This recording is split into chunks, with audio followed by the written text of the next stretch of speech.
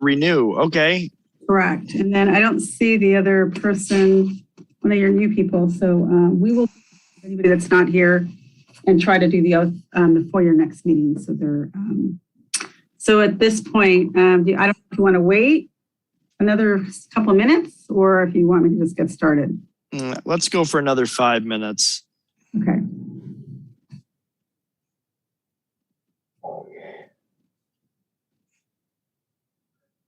Sorry, I'm just moving because I have better light. Otherwise,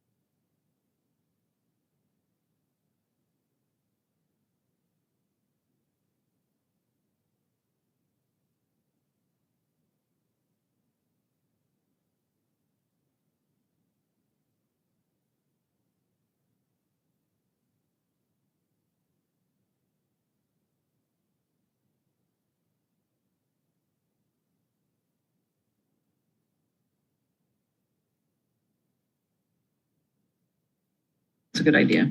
Okay, so the first thing I will do, I'm Ellen Manzano. I will administer the oath to Jeff Gall. So if you can please raise your right hand and repeat after me.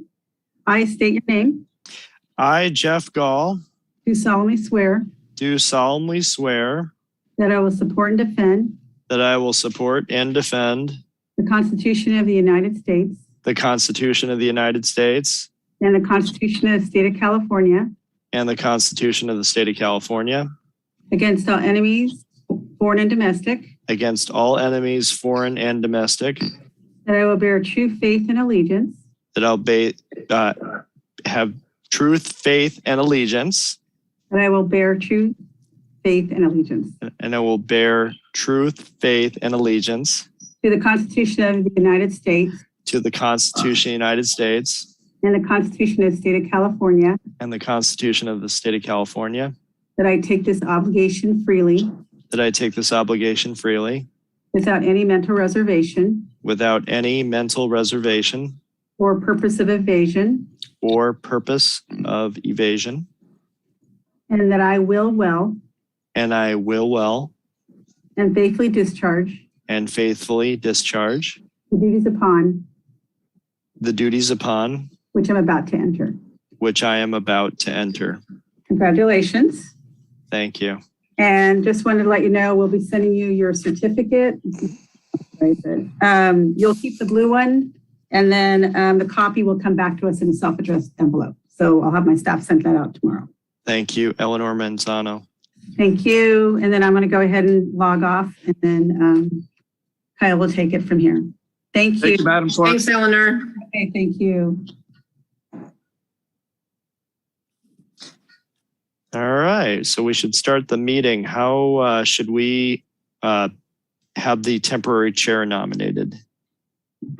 I think we should salute the flag first, no? Or no, maybe That's- we should do the temporary. Yeah. I nominate you, Mr. Gull. Oh, God. Any seconds? I second the nomination. All in favor? I was going to nominate Kuig. Jeez. Okay. Go, Officer Lofstrom. Not to it before you. Okay, let's do this. Let's call the meeting to order and then do a roll call. And then we'll file a motion to have an acting chair for the meeting. And then I'll talk to the city clerk staff. I'll talk to the city clerk staff and figure out how the elections work for our next meeting. And just as an info to everybody, in September of last year, they made the meetings every other month. And then that expired this September. So they re-upped it, but they don't vote on it until tomorrow, or either next Tuesday or tomorrow. And because our next meeting, the once a month meeting schedule, that meeting takes place, which would be today, prior to them voting on it every other month. We had to have this meeting in October, and then in November, we're going to have a meeting, and then we're going to go back to the every other month odd numbers. So November meeting and January meeting. So if someone could call to meeting the order, since we got a spoiler on who's likely going to be acting chair for the day, why don't you go ahead and call the meeting to order, do a roll call, and then someone could file a motion for that. I'd like to call the meeting to order. May I have a roll call, please? Okay. Commissioner Hannon is one of the new commissioners. He had an excused absence. Commissioner Koenig, Here. Commissioner Marinelli, Here. Commissioner Gupta is also requested an excused absence. So those two will arrange a oath with the city clerk at a different time. Commissioner Gall, Here. Commissioner Kleinbob, Here. and Commissioner Gittens, who is also new. I have not heard anything from, so I will have to find out. Great. Salute the flag.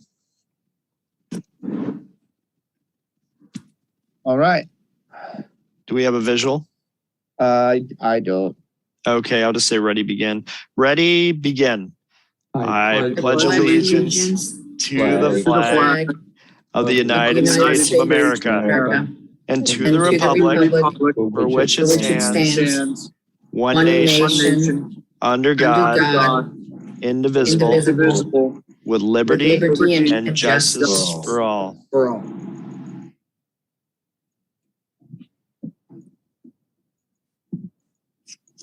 Sorry, I was muted for a second. No problem. Okay, you could proceed with each item after salute the flag. Sure. May I approve the order of agenda? I make that motion. I'll make a second. And all those in favor? Aye. Aye. Aye. Aye. Any noes? That is unanimous. 4 yeses. That's how I'm going to do it in the future, just FYI, because it's much faster. Sounds good. Okay, carry on. Sorry. Blue folder items, additional backup materials. Officer Lofstrom, do we have any there? No blue folder items. Great. So let's go to the consent calendar. Can we make a motion to close the blue folder items? Second. And if I do. Second. And all those in favor? Aye. Aye. Aye. Unanimous. All Great. right. Let's go to the consent calendar, letter F. So is there anything, Officer Lofstrom, in the consent calendar? Nope. And the city clerk, Eleanor, she said we're negative on that. And then the remaining items will be one motion. So that would be the affidavit of posting and the approval of the minutes. Okay. May I make a motion for the affidavit of posting and approval of minutes, July 19th, 2021? I second that motion. Could you make a correction? Because that'll be September 2021 minutes. Yes, sir. Noting correction, may I make a motion for the approval on September 20th, 2021? I'm a second. And all those in favor? Aye. Aye. Unanimous. Okay, proceed. Sure. Item G is excluded consent calendar items. Officer Lostrom, are there any excluded consent calendar items? No items for section G. May I make a motion to close section G? Second. And all those in favor? Aye. Aye. Aye. Unanimous. Great. Section H, public participation on non-agenda items. Officer Lofstrom, are there any members of the audience that wish to speak? No, just let me pull up the e-comments and get a final check on the e-comments. One moment.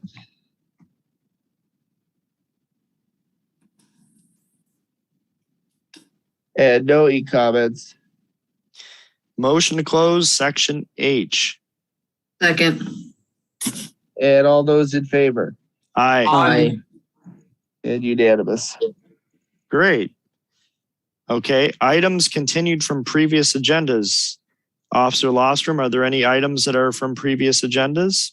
No items from previous agendas on today's agenda. Great. Any comments from commissioners? Wait, I have a question because I thought at one of the agenda, previous ones, I had asked on the agenda to have the city prosecutor come speak about the homeless pallet project. So I know they're not available today and we're not sure when they're coming, but can we add that on our agenda for the next time as something that was on the previous agenda? Because I think it was on the previous agenda. Yes, I could do that. I will make a note for the next agenda for update from city prosecutor's office on homeless pallet. How about Commissioner Marinelli? Did you have a comment on the homeless committee?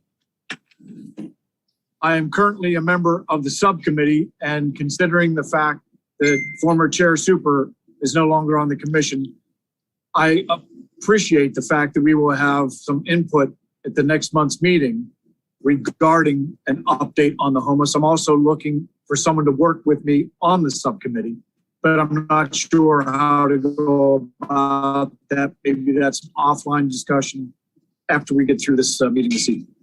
I think we're going to get to that in sub item or J5, I think, or J15. Officer Freeman? Okay, I want to make sure I'm clear because I obviously work in the same office with Kyle. So we can ask the city prosecutor, when you say update on the homeless pellet shelter, is there specific things or is it general and broad? I just want to make sure we cover it because they come back to us and they say, well, what do you want to know? Well, so I would like to know, and I bet the other commissioners would too, is just how it's running, how it's operating, how many people have graduated, if any, how many people are incoming, is there a waiting list? Like, are there families? Because I know those are small and usually they're single person. Are there people living as couples? Are there children involved? I just want to see if has there been any drug issues or arrests? Have people fallen off? That's just off the top of my head. I'm sure I could think of more, but Demographics and KPIs. Yep. yeah, I like what you said, demographics, and what was the other thing? Key performance indicators. Yes. Okay, I mean, that's a lot. So obviously, try to do our best to get that information. Obviously, those are ones, because like, those are ones where obviously it'd be better for us if we can, which we want, to have them here to answer those questions. So Well, that's why I wanted them here. And that's why I've asked for them to be here a few times. And I know I'm talking to the choir because they haven't been here for the last 3 meetings. I think the last actually meeting that we've had that Mr. Webb was at was the meeting where he was asking us to vote on an ordinance regarding that. And that was probably in the summertime, I think, maybe even in the spring. So it's been quite a few meetings they haven't been at. all right, we'll do our best to try and get those answers, but like if some of those, you might come back and go, so how many couples do we have? And be like, they didn't tell us, or, how many. So I just want to make sure that we cover it with the specific ones that you wanted. Okay. No, I was just throwing those ideas out just as a general overall, like, how's it working? Like, is it successful? Commissioner Koenig, if you recall, in April, there was an update from one of the staff. I don't know who she was because I was so new here, but one of the staff members there that kind of gave a spiel on everything that was going on there. Would you? From the prosecutor's office? You talking about from the prosecutor's office or no? It was from under their presentation, between the city prosecutor and the person she had brought in kind of under her. That gave an update in April? Would it be something like that? Yes. Okay, that's cool. I can look at those minutes and Shelters, what he's talking about. Yeah. Okay. All right. Sorry. Carry on. Okay, great. So we've heard from Commissioner Marinelli and Commissioner Kuig. Commissioner Kleinbaum, anything that's been left over that you wanted to bring back up or re-agendize? Just that I want to participate in this homeless subcommittee. Oh. The opportunity, please.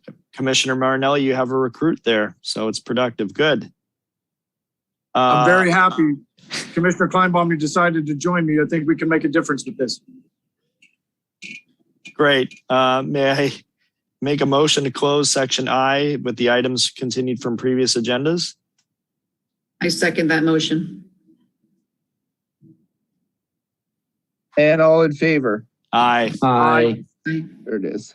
Sorry, all right. No problem, Officer Lofstrom. Let's go to item J, which is items for discussion prior to action. So section J1, committee reports. I'll go through them. I don't think there's going to be much action here, but let's go through them. Commendation Subcommittee, Legislation Review Subcommittee, Quarterly Report Subcommittee, CERT Support and Promotion Subcommittee, and number 5, the Homeless Subcommittee, which we just discussed in section I. Is there anything to add to Homeless Subcommittee? Nothing. Okay. May I make a motion to close, unless anybody has any comments on any of those committees that are in the agenda? May I make a motion to close J1? I have a question first. Sure. And I know that Commissioner Kleinbaum volunteered, and I'm happy to be on the homeless subcommittee as well. But I do think that based on these committee reports, we do need people to step up, and maybe we can do it when we have a full panel of commissioners to get people to step up to do these different reports for us so that one person isn't doing all of them or nobody's doing any of them, if that makes sense. May I, Officer Lostrom, may I make a motion to agendize getting people on each of these subcommittees in the next meeting? Or what are your thoughts, Officer Freeman, Officer Lostrom? But yeah, I suppose you just agendize establishing a roster for each subcommittee. Great. May I make that motion? Anybody want to second it? Second. Okay, And go ahead. All in favor? Aye. Unanimous. Aye. Okay, thank you. Okay, I thought it was gonna be 3-1 there. Okay, great. I don't have anything to report for CERT. We haven't had Nancy Nichols in any of our meetings for about a year or so, and she's great. Let's see. Just let's move on to make a motion to close J1.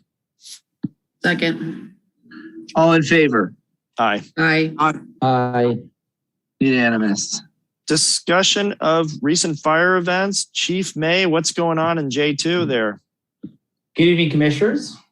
It's an honor to be before you tonight, as it is always. In the interest of Officer Lostrom's health, I will be briefer than usually. So I'll move right through my presentation right quick here.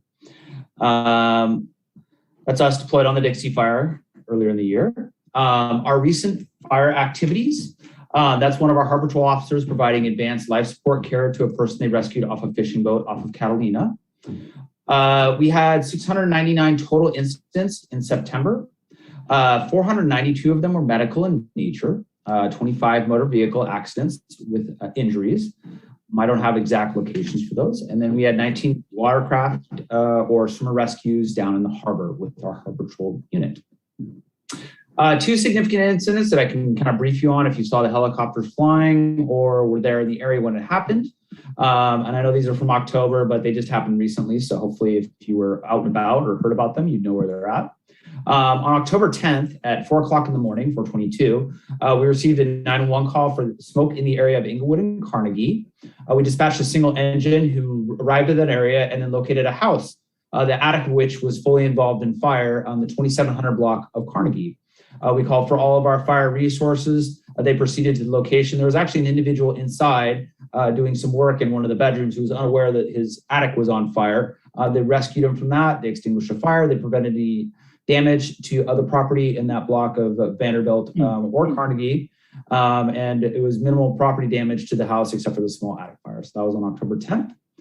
And then the following day, consequently, and actually the surf picture there is the ocean conditions that were present outside the pier.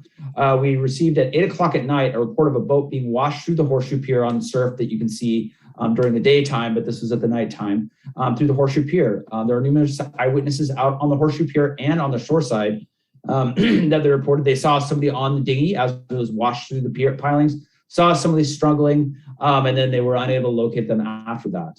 Fire resources responded, were on scene within 4 minutes of receiving that 911 call, did a quick canvass of the area, were unable to locate anybody using police department resources, LA County Fire Department helicopters, and Coast Guard resources, including an airship. The area was canvassed for approximately 3 hours at night with no success in locating the individual. The Baywatch boat from the lifeguards and also with our Harbor Patrol officers on it patrolled the outside and then we patrolled the shoreline. We're never able to locate the individual. The following day, the lifeguard dive team and Coast Guard air assets continued to search for the individual. Nobody was located and they're still not located. So they may have extricated themselves. They'd actually stolen the dinghy from somewhere in the harbor, but we did have an extensive search going on and weren't able to locate.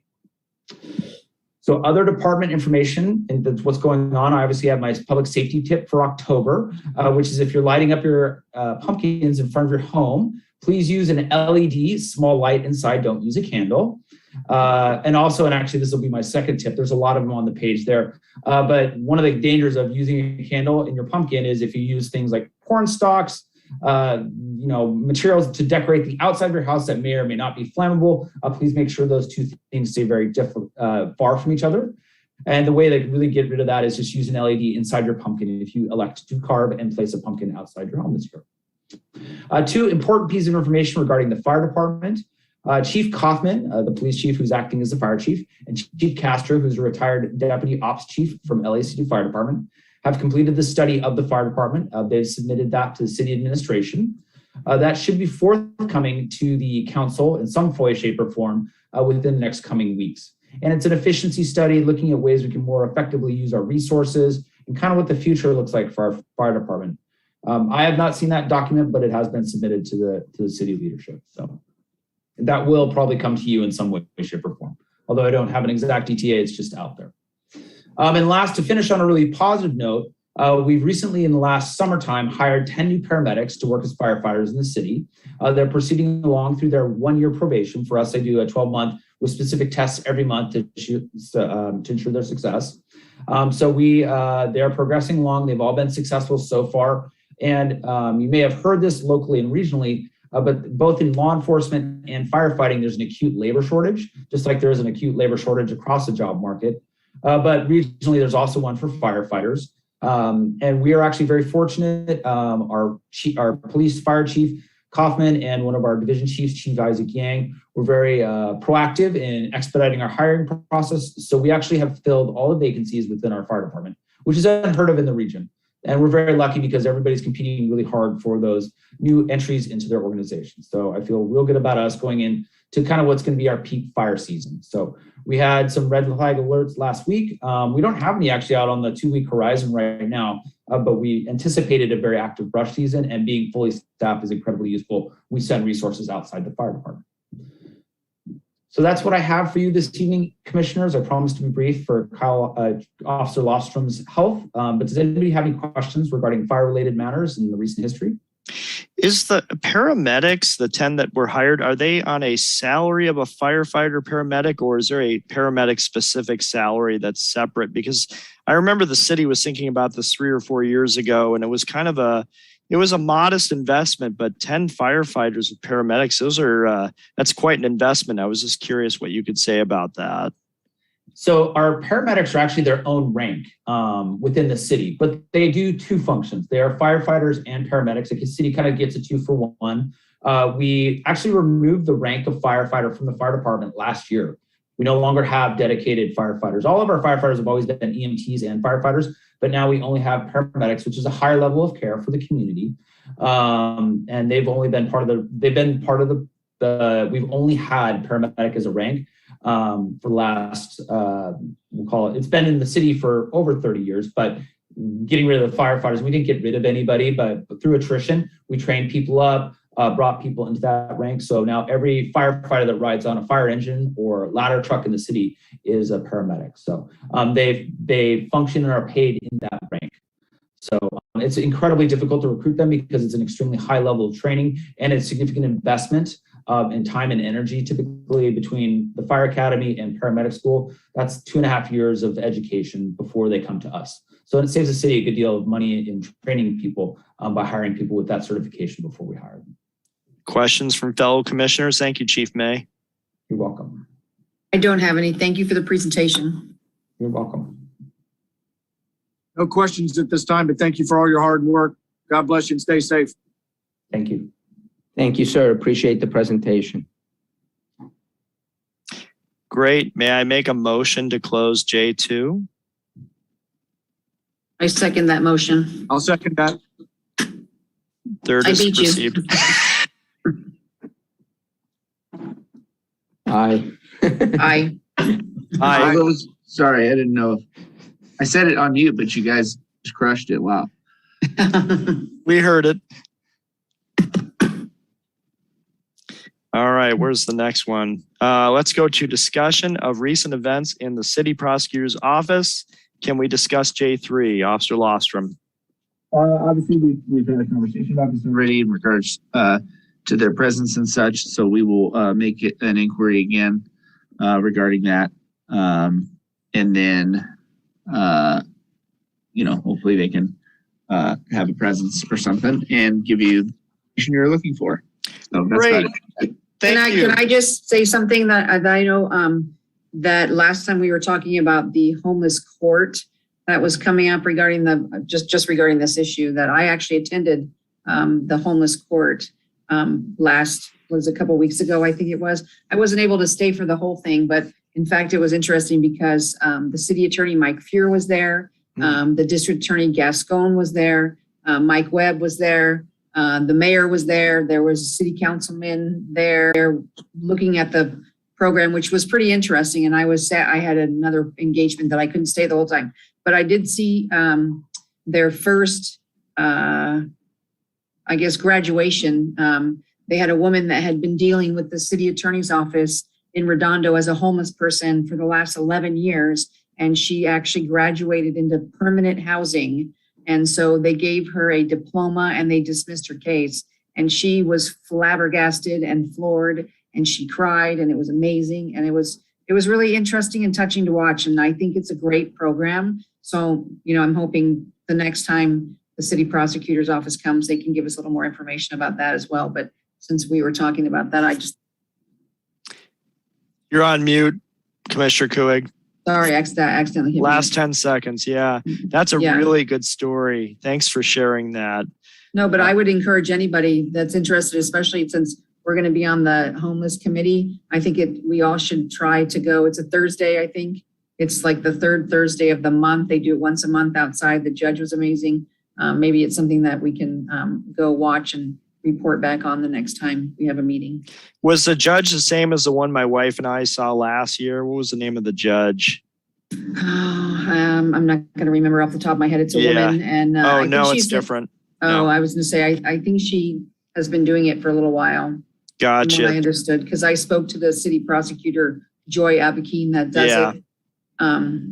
Yeah. Great. Any other comments on this topic? Just information only. The next homeless court is October 20th. October Thank 20th. you. It starts about 8:30 a.m. at our Redondo Beach, the Vincent Annex. So just FYI for you guys. So that's Okay. Wednesday, you're Yep. saying? Okay. Yes. All right. Any other comments on city prosecutors J3? If not, may I make a motion to close J3? Second. All those in favor? Aye. Aye. Unanimous. Great. Item J4, recent law enforcement events, crime recap, Officers Dyberg, Freeman, and Lofstrom. All right, so it's been 28 days since I saw you guys. Our crime analyst, typically in the 2-month gap, will prepare all the weekly briefings that I stack up together, et cetera, with all the visualized information. And obviously I went home sick, so my normal stat information is still on my desk at work, which I didn't think about until just now. Aside from the large-scale incident that Chief Bay mentioned at the pier, which was a substantial amount of resources from every side, there was another attempt on Sunday morning. There was an attempt homicide at Hermosa Beach that turned into a pursuit in Redondo Beach and a containment, and that was in the area of the 2400 block of Rockefeller. And there's a large police response there, and the suspect was found up in a tree and was taken into custody. That started as a Hermosa incident. Otherwise, the last 28 days or so is typically going to be your same trends with property crime, with burglaries, auto burglaries, catalytic converters, and lower level like petty theft for the property crimes. No other major incidents of note since I last saw you. And actually, I guess I'll cover that in the next section. Is there any other questions we have regarding any other issues surrounding law enforcement events or a recap? Turn that back on. I have a question. Did I miss you saying something about the chase that ended up like on Avenue F? Is that what you were just saying? He was caught in a tree? Oh, no. So there was another, so that incident was on, That was a couple Fridays ago. that was on October 1st. That was actually a Torrance incident. So Torrance had an incident of what they believed to be a stolen vehicle that was pursued into our city. The vehicle ended up crashing and then catching on fire, and the driver fled. There was 2 others contacted. Driver fled. There was a short search for the driver that didn't involve the use of any canines, but we did assist Torrance with their incident. They usually have a decent amount of people, but geographically speaking, since it's in our city, we can't help but assist. There was a short search for the driver, and they were unable to find him at the time. So, and I actually don't have any update because the car lit on fire, so there wasn't much more to follow up on whether the car was stolen or not. Just suspected. I was under the impression that they did eventually catch him. They I might be wrong about that. They may have identified him. There was other people in the car that they contacted. That's what I heard. They caught him. But as far as I knew, they didn't locate him. But I confirm for next time. I'll just reach out to Torrance PD and find out.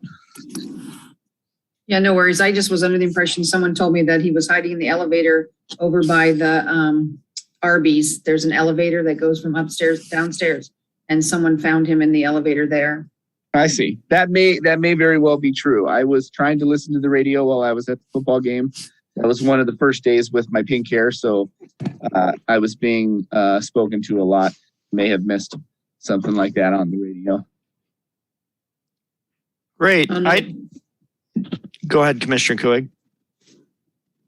You're good. I had one inquiry from a resident in my area about the helicopter surveillance, and naturally you were doing a great job Sunday keeping the perpetrator at bay from getting mixed in with the public. But is there any way that people can get text announcements before the event with the helicopter intervention comes into play so they know what's going on? Because I noticed that even on my cell phone, it wasn't really being told what was going on until after the gentleman was caught. But just was curious, maybe I didn't get all the channels correctly, or there's a better scanner system, but I was just curious about that. You mean like some sort of notice to the public when we have like major police activity like that, and specifically like when the onset of the use of a helicopter would begin? Yes, that would be good. Or just Nixle is usually pretty good about broadcasting early on that they have a situation in progress at such and such a place and just stay away. But I noticed it was kind of midway or at the end of it. So the Alert South Bay went out that morning at the onset at about, and I got mine at about 8:15. Okay. And that's when they had started setting up the containment. The only reason it's hard to specify if a helicopter is going to be used is it's going to be dependent on what's available. So we could make a phone call and there could be 2 helicopters available, and we're like, sweet. And then they have full tanks of gas and they help us for the entire duration of the search. Or there could be no helicopters available. Or we could start searching for 2 hours and then a helicopter does become available, or a helicopter is available for the first 30 minutes and then they have to leave because they have a higher priority incident or what have you. So they usually will just only specify, hey, here's the type of police activity. We're looking for somebody, everybody stay inside. And then that usually is sufficient when people then hear a helicopter and they're like, oh, that must be said police activity. And then we try and send out an alert as soon as we can upon the resolution. And typically those incidents are rapidly evolving. And it's a matter of usually the incident commander on scene or a dispatch supervisor that when that moment hits to say, okay, we've reached a point where we need to share this information with everyone as fast as possible. Because sometimes those incidents start to rapidly evolve and then rapidly de-evolve and become all safe. And then we've now sent something out and alarmed a bunch of people and then are trying to backtrack quickly. So, oh, that's true.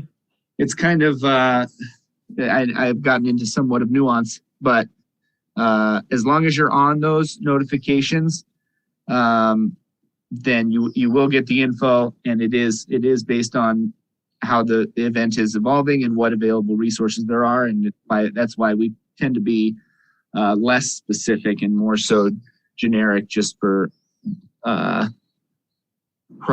priority safety purposes. Like, hey, we're looking for someone, so stay inside, kind of thing. Gotcha. Very vague, but available. So Alert South Bay is what I should cue my resident to look into. Thank you for your time on that one. Yeah. Yeah. Any other comments from other commissioners? Yes, I have a comment or question. I've observed, I believe that the Redondo Beach Police Department has stepped up its enforcement of the vehicle code. If that's true, that's a good thing. Can anyone comment on that? So right now we have 5 motorcycle officers who typically engage in vehicle code enforcement on a regular basis. And we're getting information from the public as best as we can, and we obviously go out and address it. And we're using other more community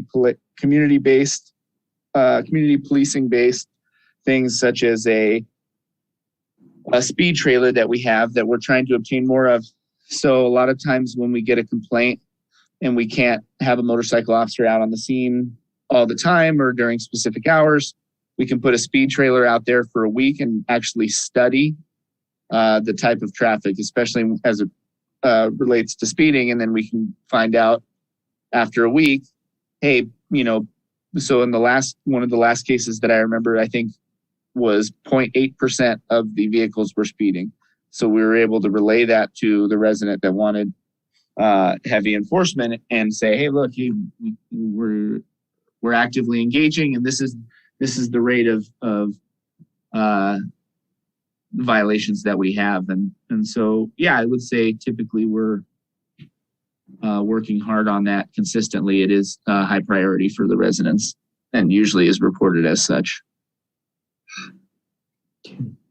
If I could add that too, we were down to only having, I believe, 3 motor officers, and then since summer we've added 2 more motor officers into that unit. So that helps also too, where we have more motor officers actually out there working. That's good progress. I had heard there was a shortage of motor officers. Well, there was, sort of, they're pretty good, but now there's shortage in other areas in the department. So, it sometimes happens. Sometimes you rob Peter to pay Paul. Where are the shortages now? They're basically right now in detectives, and patrol is always, for the staffing is always a challenge. Thank you. Are there any other comments from commissioners? May I make go ahead. May I make a motion to close? Thank you. Motion to close J4? Second. All in favor? Aye. Aye. Aye. Great. Great. Discussion of community policing events. Okay. Sorry, 1 second. No problem. It's only been about a month since I've seen you. I think everyone here has seen me at least once. My hair is pink.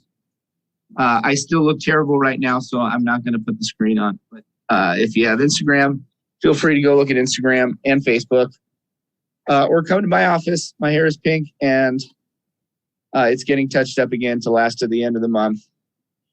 And I'll be at the high school football game on the 22nd. So there's plenty of opportunities to see it.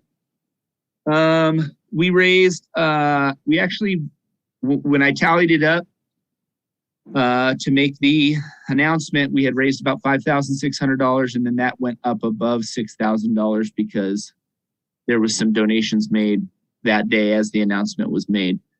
And then we continued to raise money through the month of October with the Pink Patch Project, etc. We had 2 additional.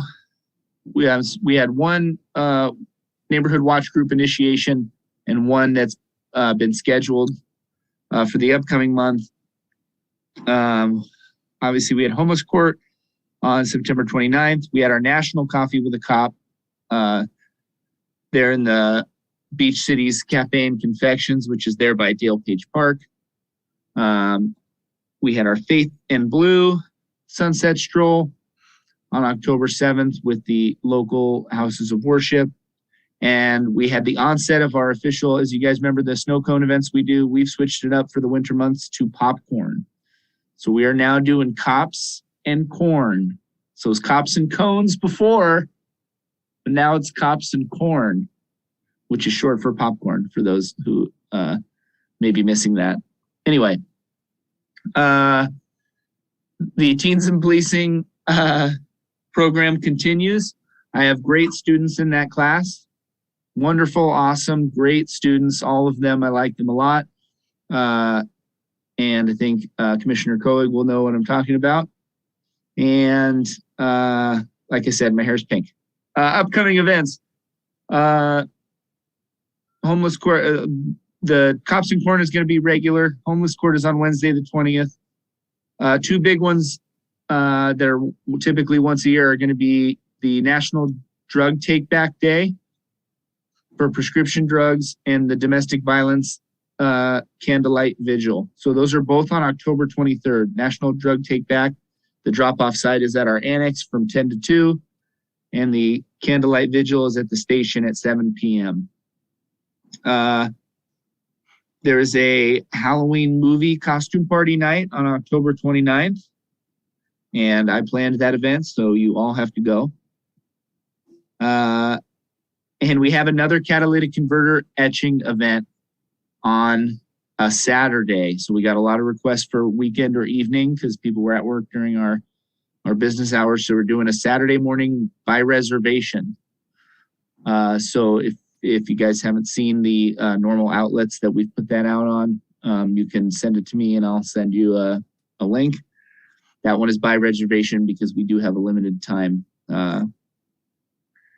And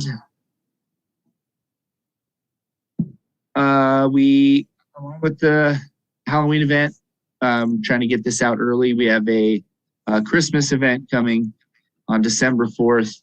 And we're actually going to have about 12 tons of snow, real snow in Seaside Lagoon. So yes, we're cooler than everybody else. Commissioner Marinelli, real quick, I need to get back into the studio and get to work. Everyone keep watching the NFL Network, and I'll talk to you next month. Take care, Dan.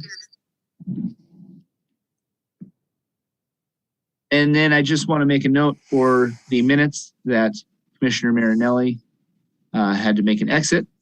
And that about does it for me for community events. If you'd like to proceed. Great, let's proceed. I'm just going to make a quick motion to close community policing events. Can you want to go first, Mike D? Kyle failed to mention that his hair's pink. I second that. I've seen his hair. It's really pink, just FYI. You did a good job.